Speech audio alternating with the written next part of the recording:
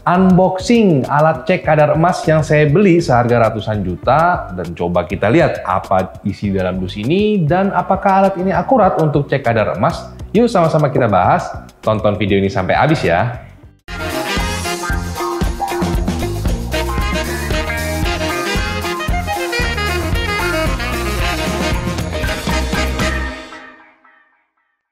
Halo semuanya, selamat datang di channel Halo Mas, bersama saya Willy. Di video kali ini kita akan unboxing dan sedikit review alat cek kadar emas, yaitu Thermo Scientific Niton DXL. Tapi sebelum kita lanjut ke videonya, buat kalian yang belum subscribe, silahkan subscribe dulu ya channel ini dan nyalain lonceng notifikasinya supaya kalian nggak ketinggalan update-update video terbaru dari channel ini. Nggak perlu berlama-lama, langsung aja. Ini ada dus yang segede gaban ini. Ini isinya adalah mesin alat cek kadar emas Thermo Scientific Niton DXL. Nah, sebelumnya saya udah bikin video reviewnya untuk alat yang XL2 dan DXL. Videonya ada di sini ya, silahkan kalian nonton aja di situ. Sekarang ini saya baru aja beli dan ini baru datang sekitar 3 hari yang lalu. Dusnya memang udah kebuka sih, karena memang waktu itu Ko Abidin nganter, memang udah langsung dibuka gini. Tapi semuanya yang ada di dalam dus ini saya masukin lagi supaya saya bisa kasih unjuk ke kalian. Nah, sekarang kita langsung cek aja penampakan kardusnya yang segede gaban ini. Ini jujur saya agak kaget sih ya. Thermo Scientific kan mereknya Amerika, tapi ini tulisannya Cina semua. Ini kalau kalian lihat di sini, nah ini Thermo Scientific. Di sini ada tulisan ya, destination-nya CGK, yaitu Jakarta. Ini departure-nya PVG. PVG ini tadi saya cek Shanghai ya, dari Cina. Mungkin merek Amerika tapi sudah made in China. Nah, terus di sini ada logo-logo yang saya jujur nggak ngerti. Mungkin karena ada baterai litiumnya atau apa yang mudah terbakar, jadi dipakein ini. Jujur saya nggak ngerti sih. Terus di sini juga ada, kalau kalian bisa lihat tuh ya, tulisan-tulisan Cina. Ini ada tulisannya sih, Inggrisnya sih. Precious Metal Analyzer, ada baterainya. Terus di sebelah sini nggak ada apa-apa lagi sih, udah kosong sih, cuma Thermo Scientific. Udah di sini juga kosong.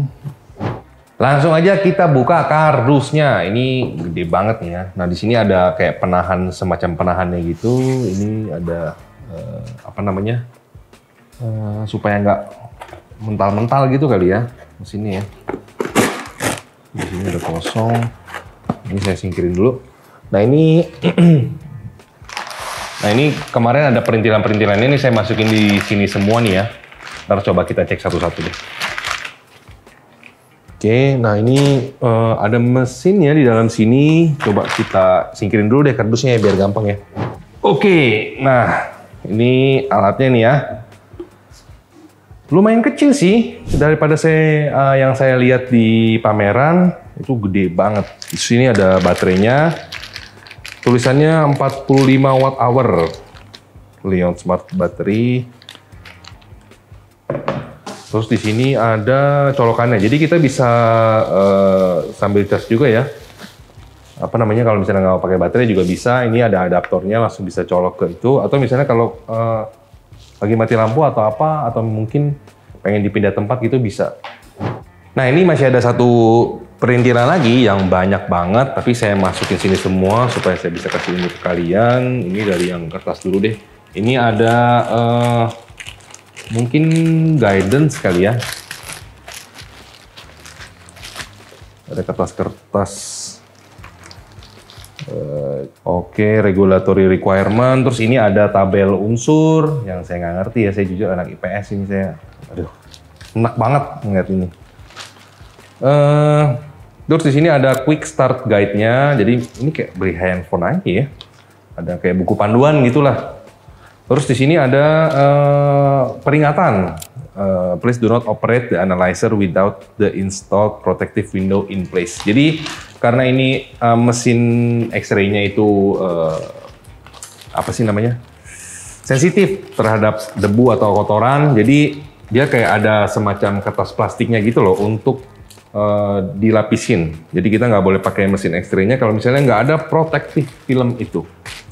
Ini kita singkirin, tadi kita udah lihat. Ini, oh ini ada ininya. Jadi ini ada tutupnya guys untuk belakangnya. Sebenarnya mau dipakai apa enggak juga nggak masalah sih. Ini ada tutupnya buat tutup di sini nih. Nah, supaya lebih cakep aja sih kelihatannya sih. Ini ada Rapid Fuse Blue Stick. Jadi ini untuk nempelin perhiasan gitu supaya bisa berdiri di mesin X-ray. Terlalu penting sih. Udah gitu lanjut lagi. Nah, ini ada kabel. Nah, ini kabel untuk connect ke komputer guys. Jadi mesin ini kita bisa print sertifikatnya atau bukti alat ujinya.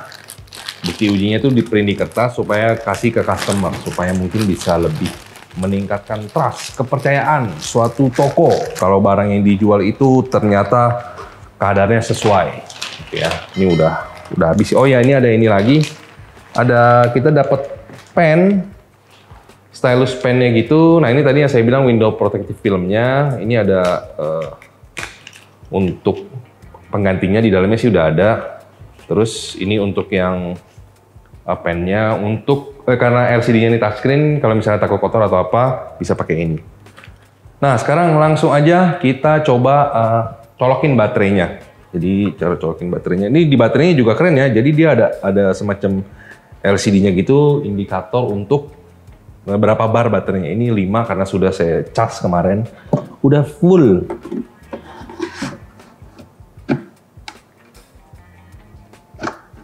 Nah, ini udah bunyi ketek gitu, udah langsung dia nyala. Nah, ini posisinya saya bikin gini aja supaya kalian bisa lihat dari sini ya. Ini ada tulisan Thermoscientific, X-ray on. Di sini ada tulisannya Thermoscientific juga, Niton DXL, X-ray on. Ini baterainya udah saya colokin, langsung aja ya. Kita coba pencet nyalain. Oke, langsung nyala guys. Nah, ini sebenarnya dia ada lampu LED lagi di dalam sini untuk nerangin si barang perhiasan yang mau kita cek. Tapi itu harus dicolok ke colokan dulu. Kalau misalnya pakai baterai mungkin buat menghemat daya kali ya. Jadi dia baterainya nggak nyala. Nah, ini lagi booting up. Ini ya memakan waktu sekitar 1-2 menit lah. Nah, tadi udah selesai proses booting. Ini tadi prosesnya itu kurang lebih 1-2 menit. Di sini ada menu-menu pilihan yang sebenarnya nggak terlalu penting sih menurut saya. Jadi dia bisa ubah satuannya, karat dan juga persennya. Tapi saya pakai karat aja, ini yang sesuai standar aja. Nah, ini kalau misalnya kita buka di sini, ini kalian bisa lihat di sini adalah kameranya dan juga sensor X-ray-nya. Jadi ini saya kebetulan ada gelang kadar 17K, capek 750 ya. Coba kita tes nih, ini akurat nggak sih? Langsung aja kita untel-untel di dalam kamera sini. Supaya dia kena semua tuh. Kalian bisa lihat nggak sih kameranya? Jadi walaupun ini kamera lebih jelek daripada megapiksel sih, mungkin masih VGA kayaknya deh. Nah, tapi nggak apa-apa, yang penting kelihatan. Pencet di sini start. Oke. Nah, ini kalau merah ini, oranye ini tandanya dia X-ray-nya lagi nyala ya. Udah, cepet banget. Nah, ini udah langsung keluar 17 karat. Capnya kadarnya 17K. Ini emasnya di sini ada 72%. Jadi 17 ke 750 sebenarnya nggak ada 75 ya. Agak turun gitu. Ini AU 72, emasnya 72, ini Coopernya tembaganya 16%. Ini zinc itu apa ya? Kayaknya alloy deh. Alloy 5,04, terus rhodium 4,14 karena ini emas putih dilapis rhodium, jadi dia kena juga ya. Ketangkap juga. Terus ada nikel juga karena ini emas putih, dia mengandung nikel 2,4%. Sisanya AG, ada perak, dan ya yang ini nggak penting-penting sih. Nah, dari tadi kita udah bahas fitur-fiturnya dan kita udah coba tes juga. Buat kalian yang penasaran, saya beli ini di harga 380 juta rupiah. Nah, ini harganya udah dapet tadi yang isi-isi di dalam dus itu ya. Terus dikasih garansi juga selama 1 tahun, tapi setelah itu ya after sales-nya masih ada. Kenapa saya pilih beli langsung di PT Spectris?